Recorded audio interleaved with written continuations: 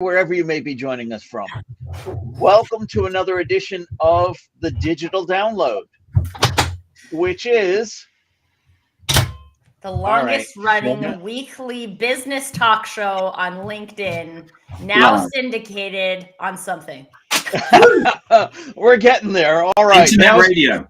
Yes, globally syndicated on the IBGN Internet Radio Network. Good job, guys. We'll keep working on that. That was the joke for today, everyone. Yeah. Today, we're talking about the benefits of personality profiling in the workplace. We have a special guest, Angel Tucker, to help us with the discussion. A best-selling author and certified human behavior consultant specializing in administering the DISC model of human behavior, she has revolutionized the way corporations like Walmart and the USAF approach team dynamics and communication. But before we bring Angel on, let's go around the set and introduce everyone. While we're doing that, why don't you in the audience reach out to a friend? Ping them, have them join us. We strive to make the digital download an interactive experience. Audience participation is highly encouraged. So with that, introductions. We'll go counterclockwise today. Adam, would you kick us off, please? Oh, I'm surprised it's me already. Hi. Get outside your comfort zones, everyone. Yeah, I'm Adam Gray. I'm co-founder of DLA Ignite, and I'm delighted to be here to be discussing this today. Excellent. Thank you. Welcome. Alex. Hello, everyone. So my name's Alex Abbott, the bearded sales guy. I'm the founder of Sapiro.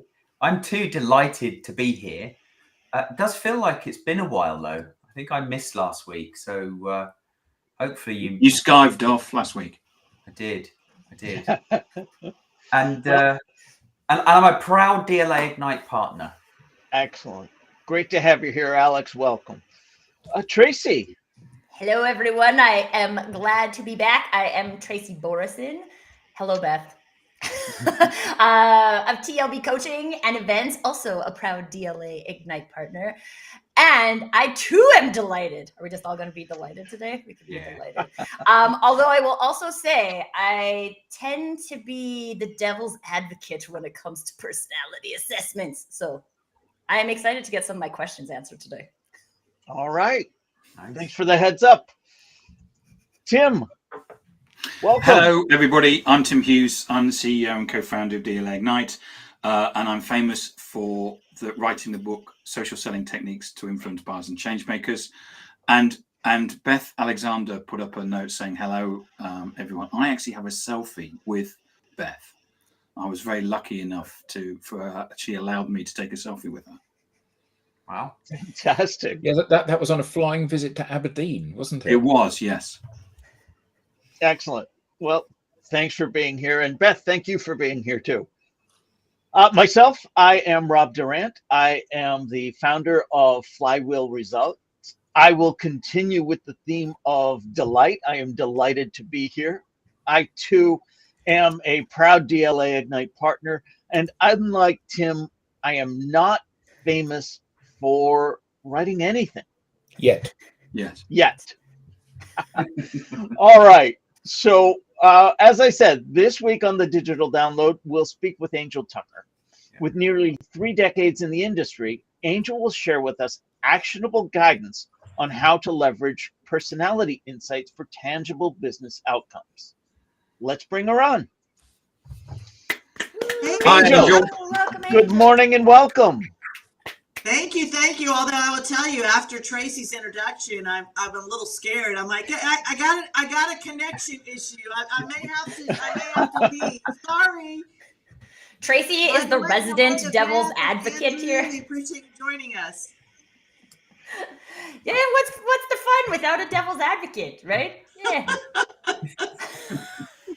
Angel, let's start by having you tell us a little bit more about you and how you got here. All right. Well, I got here through Restream. No. No, so I've been an expert personality profiler for about 30 years, and I like to say that the profession found me. It's kind of interesting how it happened, but many, many years ago, when I was 19, I joined a group called Amway, which we've probably already heard of, and I never did anything with it, but part of their system was to listen to these cassette tapes, okay? So that tells you how long ago it was. Do you guys know what cassette tapes are? Right? I think we're all old enough to know what cassette tapes are. So anyway, I was listening to some of those about personality types, and it was by somebody that uses a different system than me, but it was very entertaining and very enlightening. And so I read some of her books, and then I had to go to a summer camp with a bunch of teenagers. I just got cassette tape. Did you also need one of those when you've got a cassette tape? You do. What is that, Alex? Sorry to butt in, Angel. I wish I had a pencil in front of me. Thank you. And if you don't know what we're talking about, you're too young to watch this show. If you don't know the connection between a cassette tape and one of those pens or pencils, you are far older than us. Yeah. Or Oh the my missing goodness. generation, because I feel like the millennials are very responsible in teaching our children these things. Oh my goodness, that is so funny. Okay, so anyway, back to my story. I had to go to a teen camp for the summer, and I was a youth director. And when I got there, they called a meeting with all the youth directors, and they said, oh, by the way, you get to teach a class every day for an hour, and we have no materials or resources for you whatsoever. So just keep the kids busy, right? And luckily, I think quick on my feet. And I'm like, well, I just learned about this personality stuff, so I'm just going to talk to the teenagers about this. And I will tell you, Rob, they got it quicker than any adult to this day I've ever taught. They're like, that's why my dad buys 3 pairs of shoes and rotates them so they wear evenly. And, you know, I just saw like how even knowing the tiny bit I knew could positively impact people's dynamics of their communication, their relationships with other people. So at that point, I didn't know how I was going to do it, but I'm like, somehow this will be a part of what I do. And it's just kind of transitioned to that over the last 30 years. Oh, that's fantastic. I wanted to take a brief moment to say good morning and hello to Andrew Slesser. We all wave because we know Andrew waves back, although we can't see him. Andrew asks, is that a TDK tape or a Memorex? It's a TDK one, Andrew. Yeah. Brilliant. That was epic. I wish we could say we planned that, but it was not planned. Yeah. You'll find nothing's planned on this show. No, Yeah. not really. That's what makes it fun. Yeah. There we go. I ordered, while we're talking about that tape, I'm trying to find a way. I need to find a way of converting it into MP3 because it's an interview of me. It's me interviewing somebody before my voice broke. It was for my history project, and I'm going, dear Mr. So-and-so, did you know this? Before your voice broke or before your voice matured? Before it broke. Yeah. So I would have been, it was a history. So 13, you know, I don't know, 12, 13. Dear Mr. So-and-so, what are you doing? That is fantastic. Now we need this. So whoever is out do. there who can We get do. this, Yeah, right. because we all need to hear it. Oh my goodness, that's hilarious. Get back to the show. Yeah. Where were we? Okay. Back to Angel, actually, let's start with a foundational question. All right, what do you want to What is the epic fail in communication? Oh my gosh. You know what? It's so easy to answer that question because the epic fail when people are trying to communicate with somebody else is we try to communicate with every single person exactly the same. We try to interact with every single person the way that we want to be communicated with. But when they're not like you, that's when we see all of these problems, right? We see this.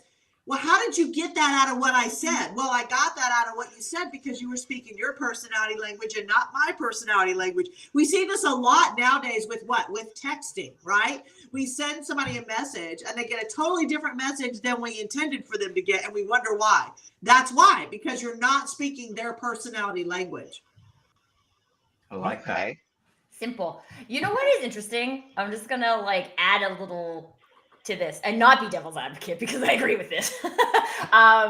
That like from a like online communications perspective and also from a marketing perspective, this is something that people very rarely take into consideration, and that there's a group of people who might be able to interpret it the way you're putting it out there, but that is very heavily based on other profile related stuff and very less based on demographics, which is what a lot of people target marketing types of things on.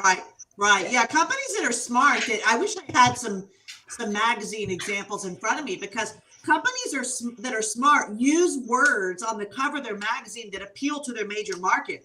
And what happens is your eye is attracted to those words. You don't even realize this is happening. It's all subconscious. But your eye goes to the word for your personality type. So if I were to have in front of me a Sports Illustrated magazine versus a computer magazine, the words on the cover of those are different because they're different major markets. And so the words on the cover of the Sports Illustrated magazine are going to emphasize status and prestige, where the words on the, I'm just waiting for Tim to hold up these two magazines, by the way, since he hasn't set tape. I'm very disappointed that hasn't happened already. But anyway, the words on the cover of the Sports Illustrated magazine are different than the words on the cover of the computer magazine because they're two different major markets. Can you tell us a little bit about DISC and how that helps us address that epic fail? Yeah, sure. So DISC is actually one of the oldest models of human behavior. It's been around since the 1930s. It was created by William Moulton Marston, and it has a lot of validity studies, which means there's a lot of studies that show that, yes, this is accurate to 87%. Okay. And so that's why I like using it, first of all, because it's got the most validity studies. Secondly, it's the easiest to use to be able to talk to somebody else about for a brief period of time and then understand it enough to actually use it. Okay. So I just saw somebody mention MBTI, which is another assessment model. Earlier, I think it was Beth, and that's a great model, and it's loved by engineers. Okay, it's loved by people who love knowledge. It's just not user friendly, right? You can't talk to somebody about MBTI for 5 minutes and then go, oh, I get it. Now I can go tell somebody else. So that's what I love about DISC. So since it's been around so long, any system that you see that breaks down to 4 is actually DISC. It's just people taking it and calling it whatever they want to call it. So you've got numbers, you've got colors, you've got symbols, you've got words, you've got animals. And so all of them are actually DISC. So can I just pick up Derek E. Weeks? There's 2 comments. First of all, he asks a question. Just play the tape on Zoom meeting, then download the MP3 of that recording. I haven't got any way of actually playing the cassette, which is I'm thinking about buying a cassette recorder. They sell them on Cassette Amazon. The other thing about Derek is he's actually he's famous, and he's famous for writing this book, which 2 of us have got. Oh, geez. So for those that are listening on internet radio, that makes great audio. What's the book? So Derek has just written and launched a book called Unfair Mindshare. Sorry about this, Angel. It's a CMO's guide to community-led marketing in a product-led world. So Derek, thank you for joining in. His other comment that I wanted to read out is, I've shared personality test insights across my team in the US.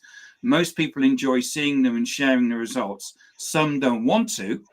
I'm curious of how receptive people are in different countries, e.g. France, Germany, Italy, Japan, India, and any experience with cross-cultural sharing of the models and results. Love it. Love it. That's a great question. So actually, it's not a cultural thing. It's a personality thing. So the ones that typically resist taking assessments are your high C, and I know we haven't even gotten into the letters yet, but C is you're very analytical, you're 4-level deep thinker. Okay. So these are the people that are very skeptical in nature. So a lot of times they'll resist taking an assessment because they're afraid that we're trying to label them or we're trying to pigeonhole them.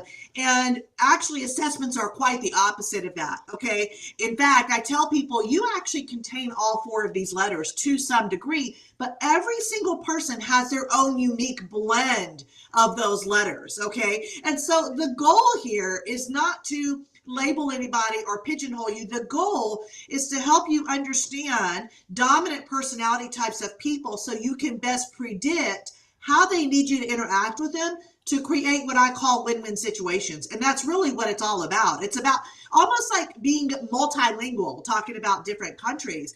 It's about being multilingual and personality types. So my goal when I go in and train people is I want you to be able to effectively speak to a D, an I, an S, and a C and know the difference between those. And so it's really, more of a personality thing versus a cultural thing. Now, I will say the culture in which you were raised is one of the 3 factors that can kind of shape and mold and form who you are as a person.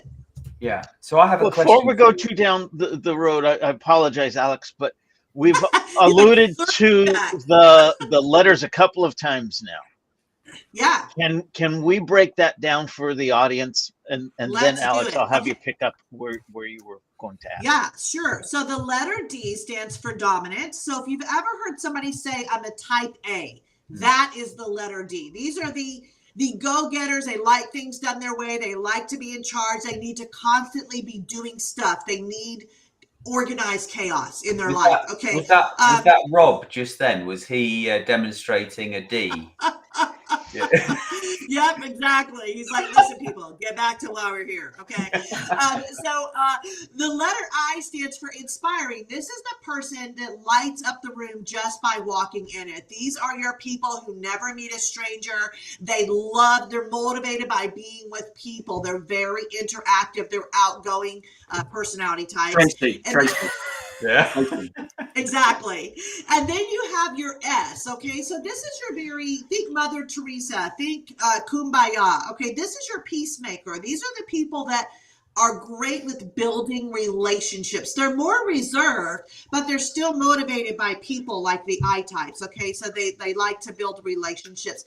And then the C is your cautious. We mentioned this earlier. Your analytical, any scientist, engineer, professor you've ever met was probably a C personality. They love 4-level deep learning. Got it. Thank you. Alex. Thank you very much, Rob.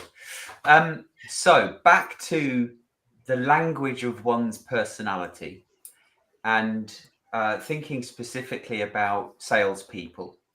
Generally speaking, salespeople learn to develop a skill called mirroring. Yes. So is mirroring what you're talking about, or is it something else?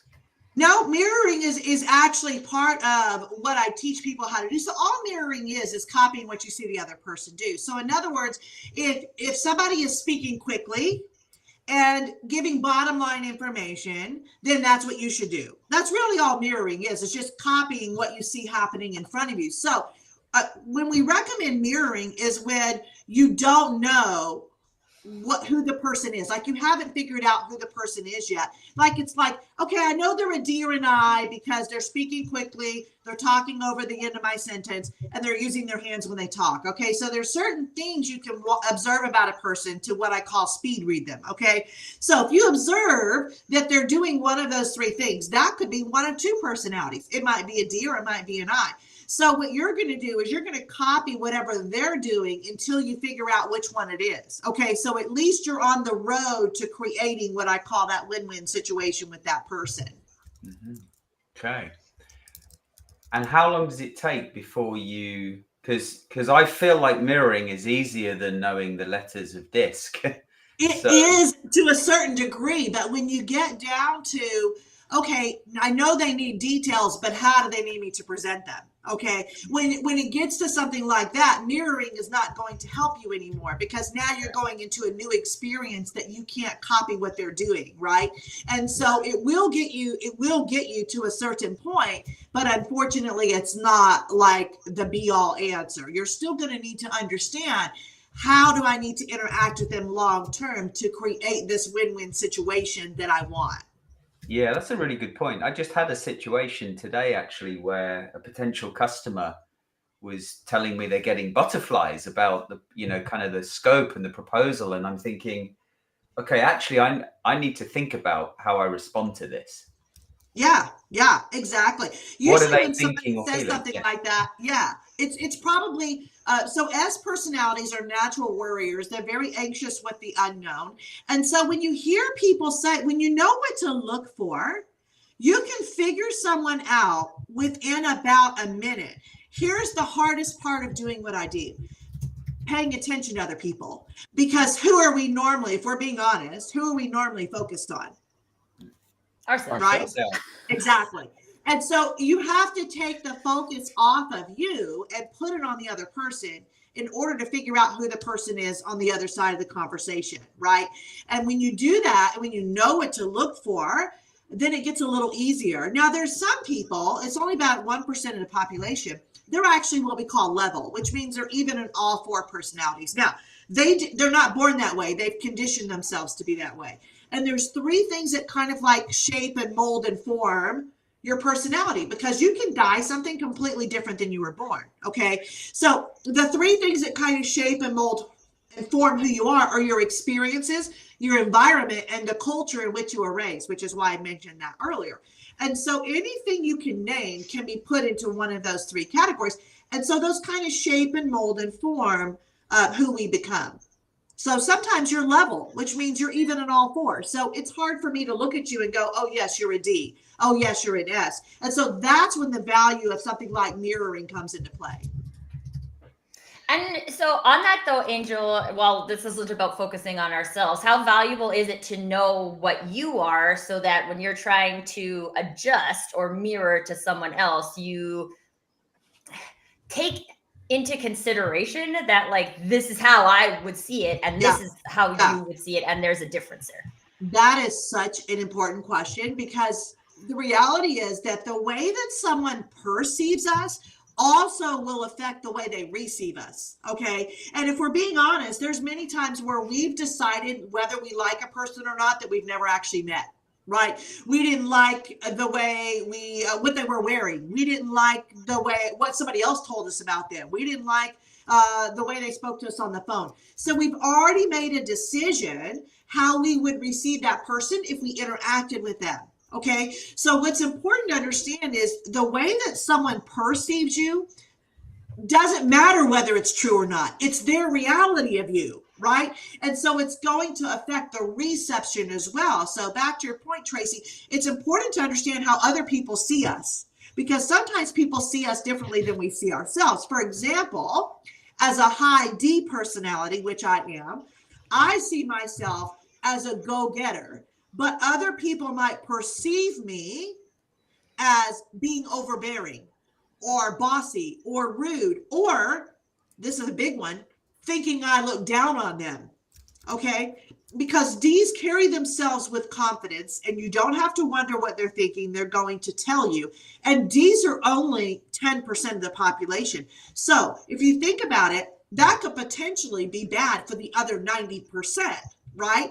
And so understanding myself, Tracy, I know that when I'm interacting with, especially an S, I got to pull it back. You know what I mean? Like, I can't come on so strong, because that's very intimidating to them, which of course makes them very uncomfortable. So understanding yourself is vital.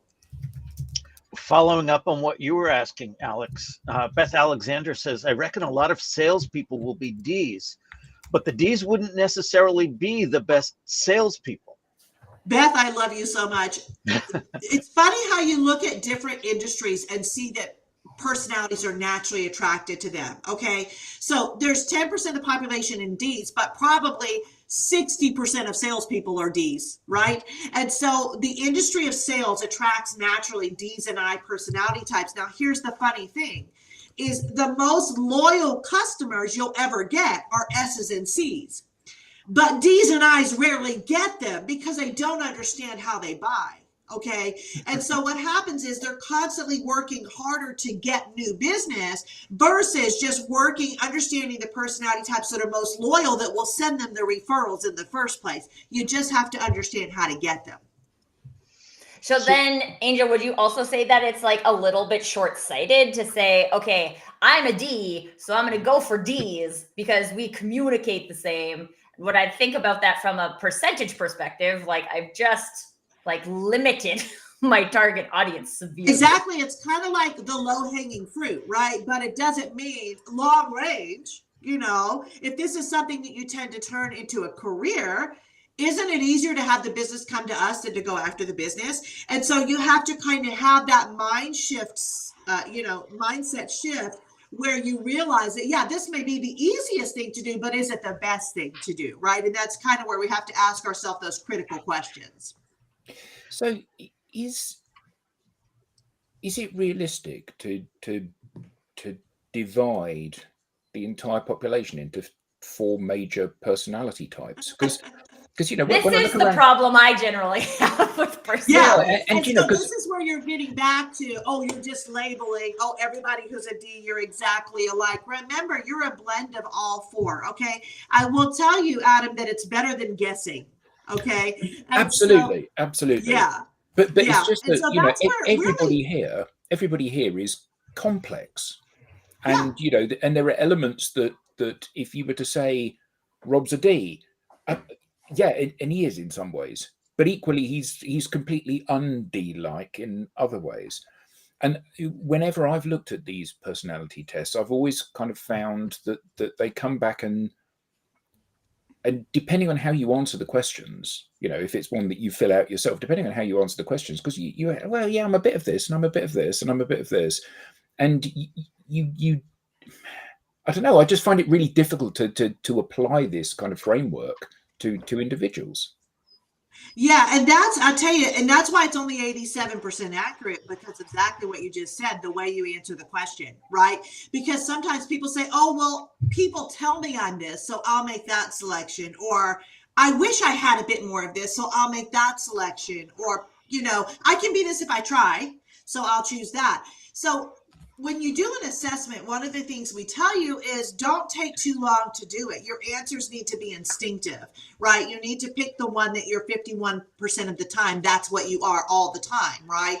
And so, but there are situations, Adam, where let's say I'm a very bottom line person, which I am, but when it comes to this one situation, I want details, okay, which is unlike my natural D or I type. And that's why I say we contain all 4. So it's important for people to understand that, yes, you can tell what someone's dominant personality is, but you also have to understand the importance of paying attention and seeing that, yes, okay, yeah, I know their bottom line. So why are they asking me for details in this situation?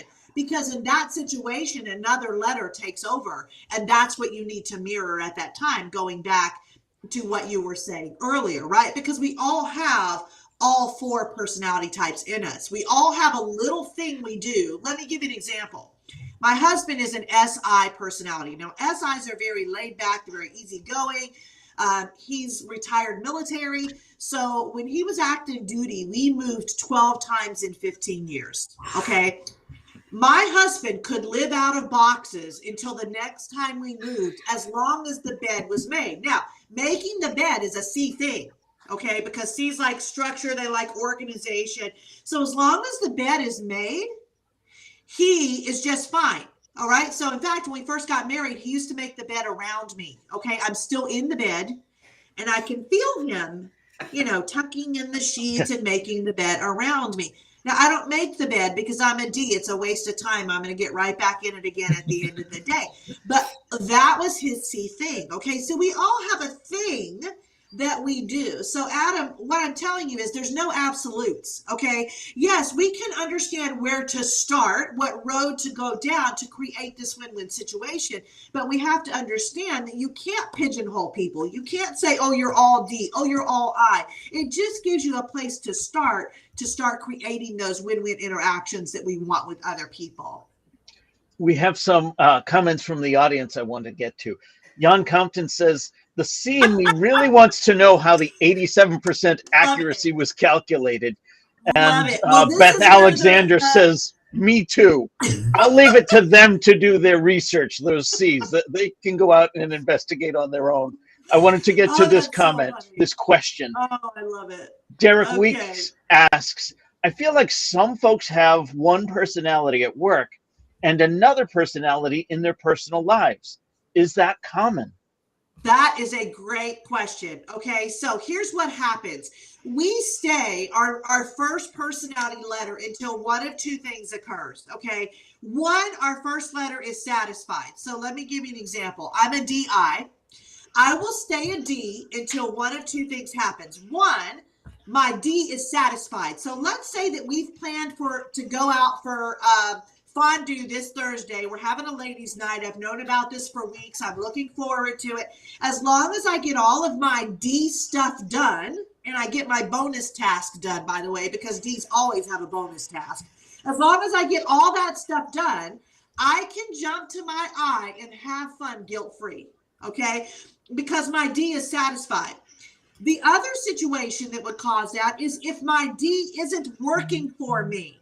Okay. And this usually happens subconsciously. If I'm in a situation where my D isn't getting the deal, let's say I'm a salesperson and my D is not getting me the deal, then what will happen is, without me even realizing this, I'll jump to my I because my D didn't work, you see? So I'll jump to my I and I'll start telling jokes. I'll start livening up the room. I'll try to shift the mood with my I personality because my D wasn't successful.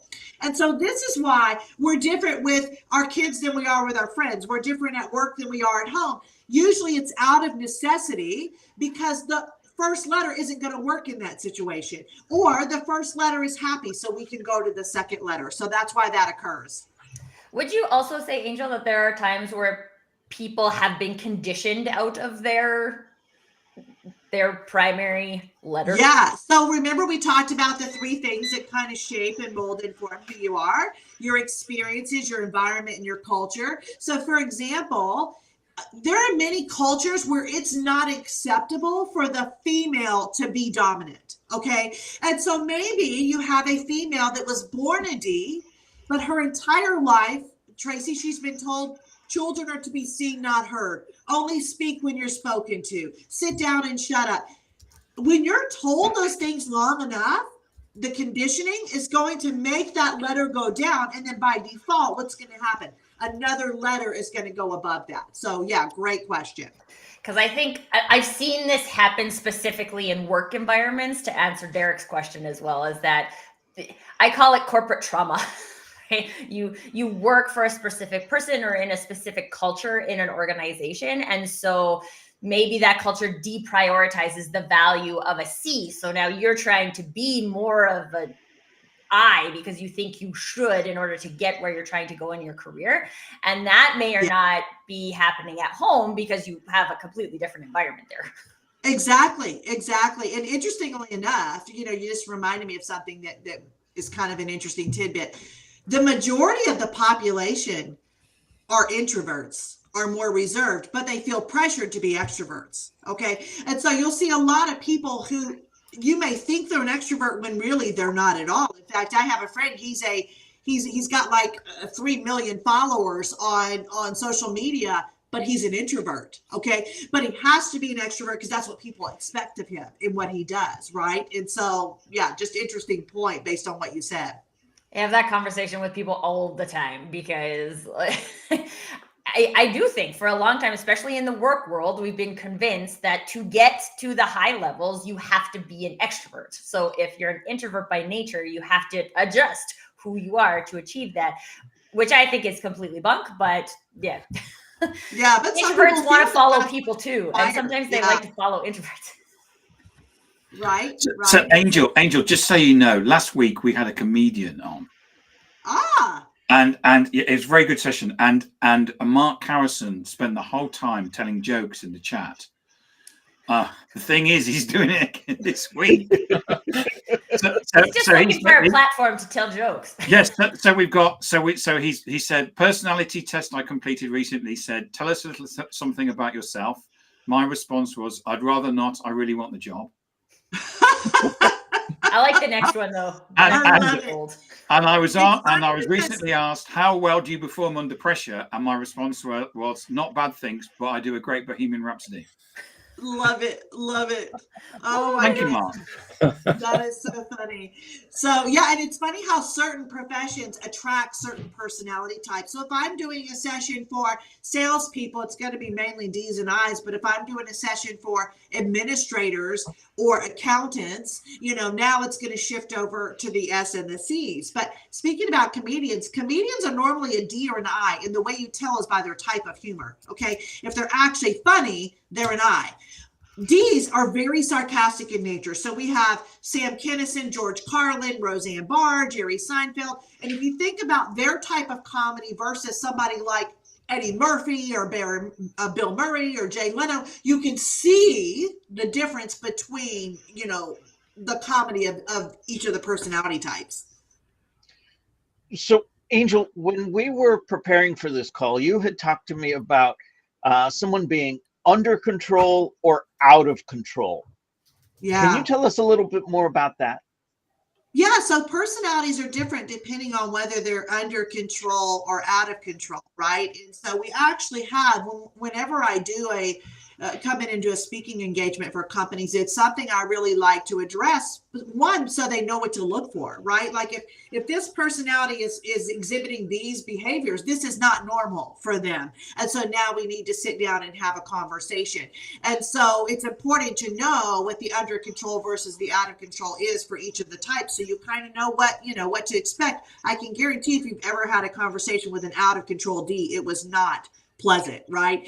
And then going back to something Stacy said earlier about self-awareness, it's important kind of for us to look at this list and do a little self-evaluation and say, oh yeah, I'm some of these words right now, and this is something I need to work on. So what are the practical steps to applying personality profiling within an organization? Well, what you want to do is you don't just want to have a DISC class. You want to actually have a DISC culture within your organization. And the companies that I work with have kind of made this their language. It's like their universal language. And the benefit of that is they can pick up the phone. If I'm in sales and I say, hey, I'm sending you a client, he's an I, that's all I have to say. And now that person knows how to probably interact with him to create that win-win situation. So what does that do? It makes me look good, because I sent them to somebody who knew how to work with them. It makes the salesperson look good because they knew how to meet the needs they haven't even told them they have. And then the customer walks away happy, which means what? They're going to tell other people, right? And so, when you create this culture, which is very easy to do by taking a few steps in your organization, then you benefit from DISC. Just having a DISC class, it's great information, but if you don't apply it, it's not going to do you any good. So our goal is always to kind of take it one step further and put it into action when I go into a company. Okay, I know Angel has to leave, but I have a very quick question associated with that, because I've been part of organizations where they try to layer a whole bunch of the personality assessments, and we have Clifton Strengths, and we have DISC, and we have this, and we have that, and I feel like at that point, then it becomes very difficult to use because I don't have an internal language. So yeah, whether or not it's DISC, would you recommend? Yeah, that's one of the things I just wanted to, because I think that's something that I've had people be like, oh, I'm a 3 and an 8 in the Enneagram, and I'm a this over here, and I'm So is that user friendly? That goes back to what we were saying earlier. DISC is so user friendly. I started with choleric, sanguine, phlegmatic, melancholy. It's a lot easier for me to say I'm a DI than to say I'm a choleric, sanguine, right? And so that's what I love about DISC is it's simplified, and it's user friendly. I love information, but if it doesn't do you any good, what was the point, right? And so, and also I would tell you on our assessments that you do, we actually have 2 graphs. One is a basic graph and one's an environmental graph. So it shows how you normally are versus how you're operating right now. And when you understand how to read those, you can identify areas of concern before people have even acknowledged them. And so that's another reason that I like the DISC model, is because we have those 2 graphs, which are value added as well. Before we let you go, you mentioned 10% are Ds. Do you have the breakdown on the others? Yeah, of course. So 25 to 30% are Is, 30 to 35% are S's, and 20 to 25% are C's. Excellent. Angel, this has been fantastic. I wish we had more time with you because we I certainly know, I'm have so more sorry. questions. How can people get in touch with you? How can they learn more? Super easy. Usingdisc.com. Can't get any easier than that. So we have tons of materials, resources, assessments. There's a contact me page in there if you're interested in me coming and doing some training with your organization, either virtually or in person.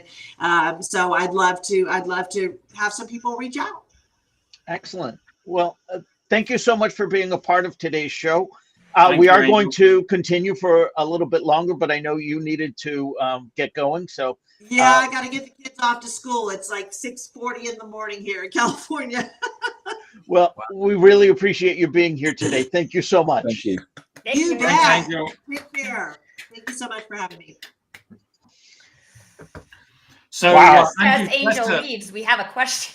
Yes, so Andrew Slessor, I think it's worth putting up his comment. He said, I was recently asked to describe myself in 3 words. My answer, lazy. All right. But yeah, well, as Tracy said, not Stacy, as Tracy said, we have a Be question. surprised how often I get that. I'm Yeah. just straight.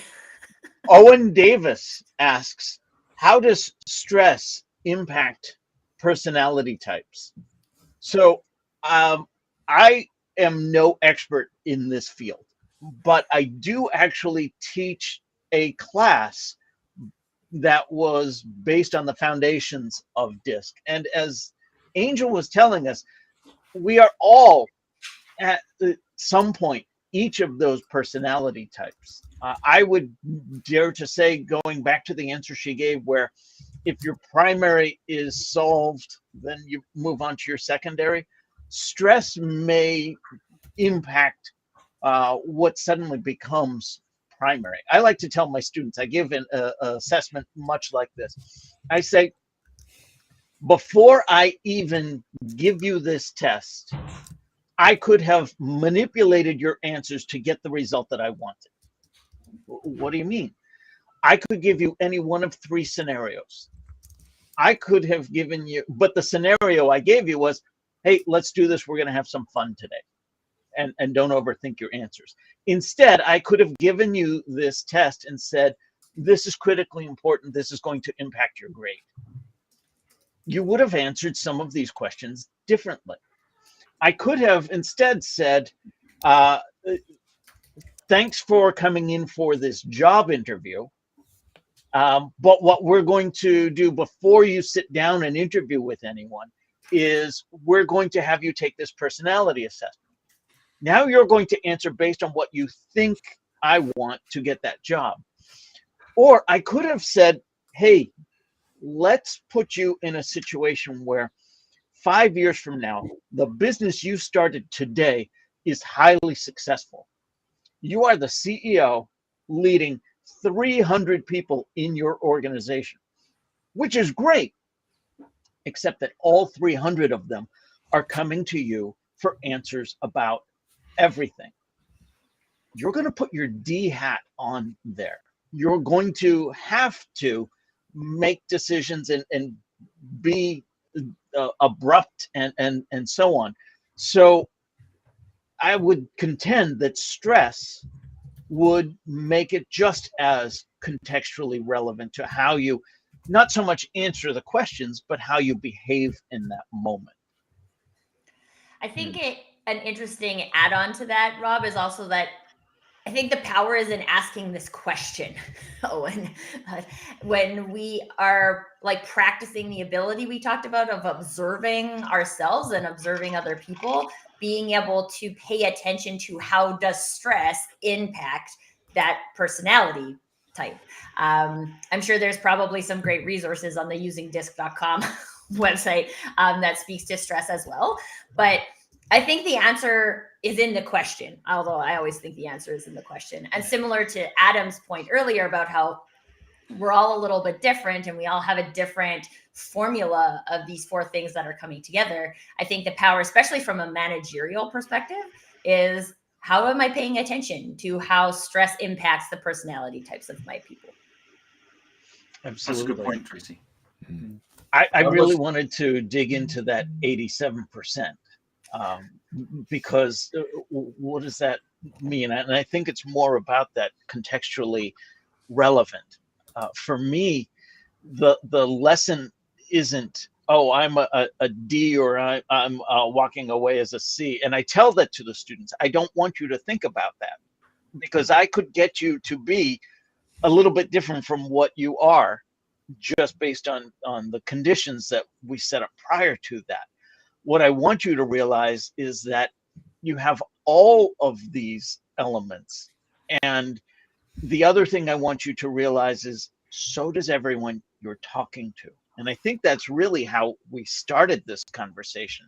The epic fail in communications is, we start with us, we end with us, and everywhere in the middle, it's all about us.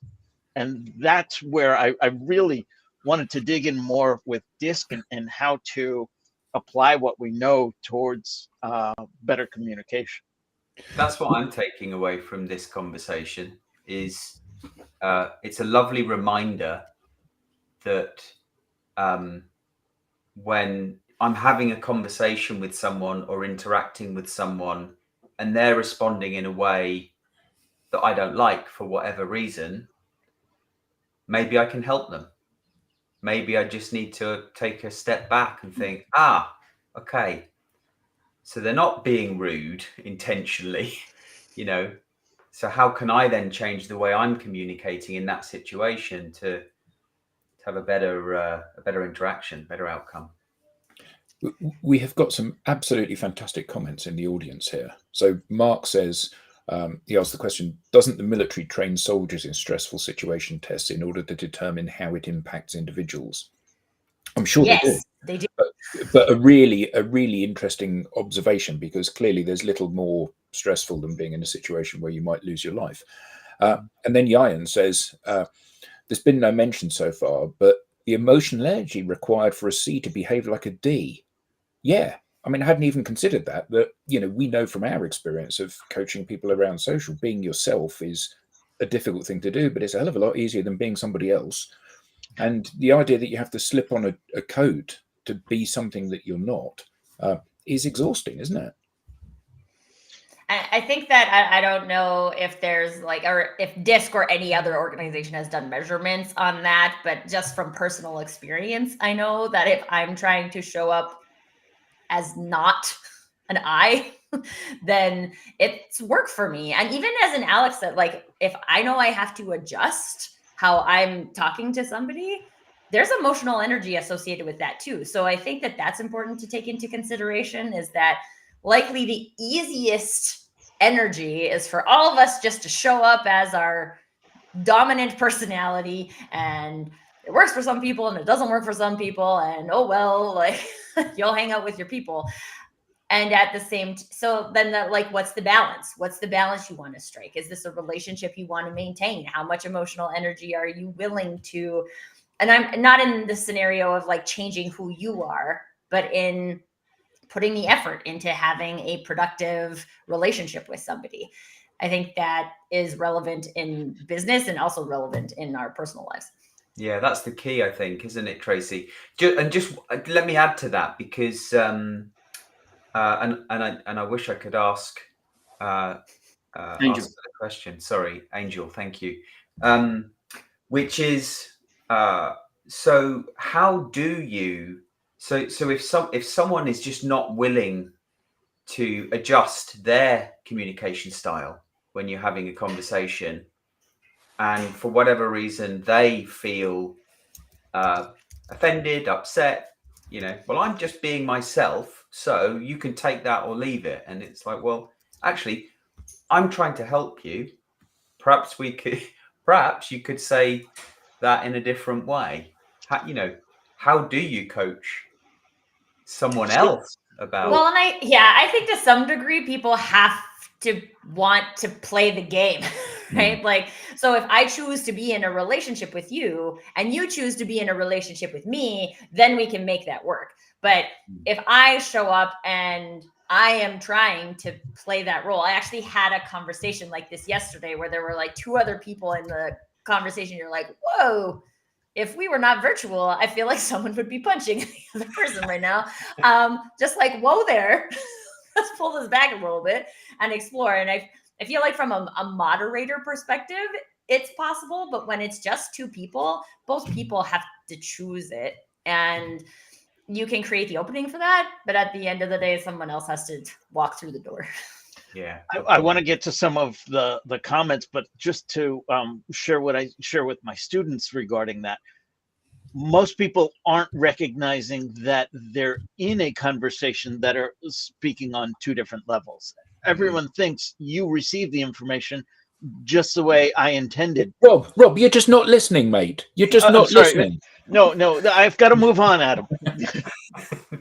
So, in response to Jan's question, Beth Alexander said, I'm a C who had to be a D in a previous job, and wow, was it tiring.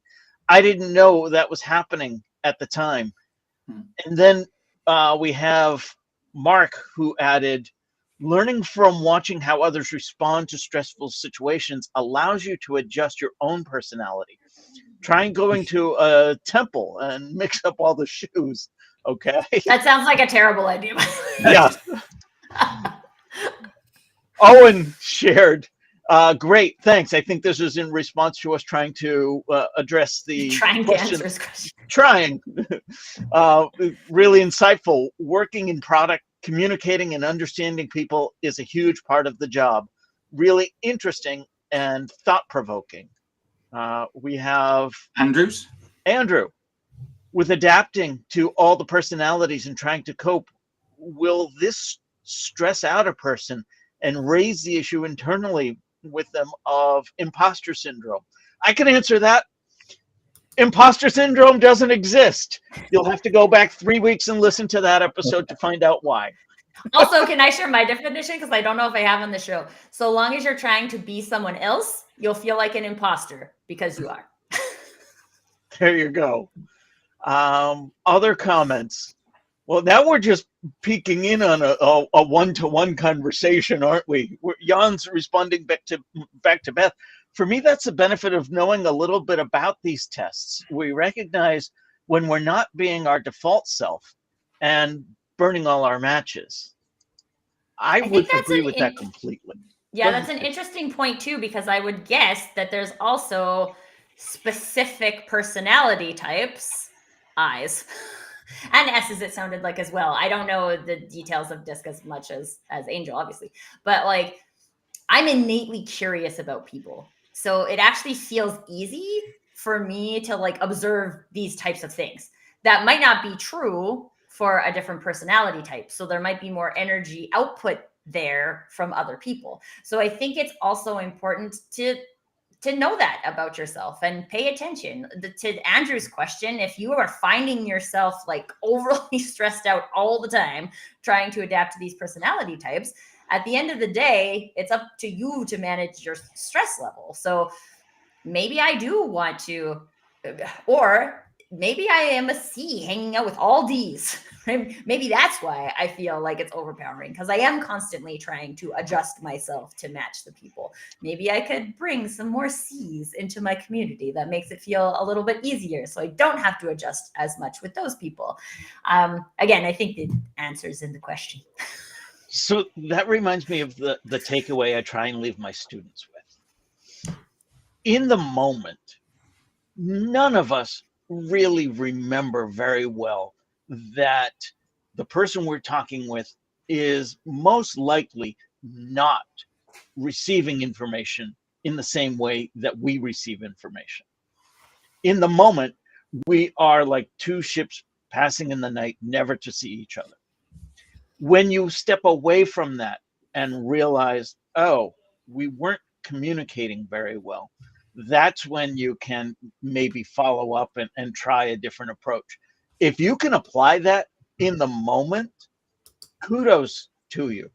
But I don't think most of us can. I think simply being aware that there's more than one way to send and receive a message is the critical first step in whether it's DISC or any other personality type, and then going from there.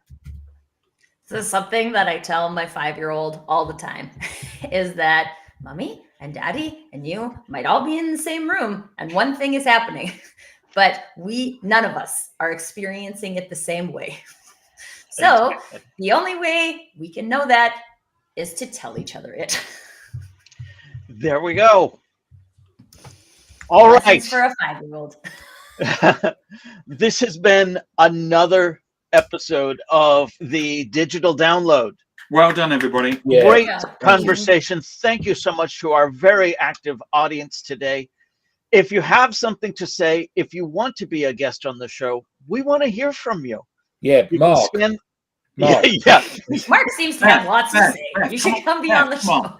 Yeah, Absolutely. All of you. Andrew, All of you. Owen, Yeah. Owen, come on, Owen. Yeah, be on the Ryan, show, friends. all of you. Come on. you can scan the QR code on screen. For those of you on internet radio, probably cannot scan the QR code. Visit us at digitaldownload.live and click on Be Our Guest. On behalf of myself and the panel, to our audience, to our guest, thank you so much for being an active part of today's show. Another fantastic episode, and we will see you next time.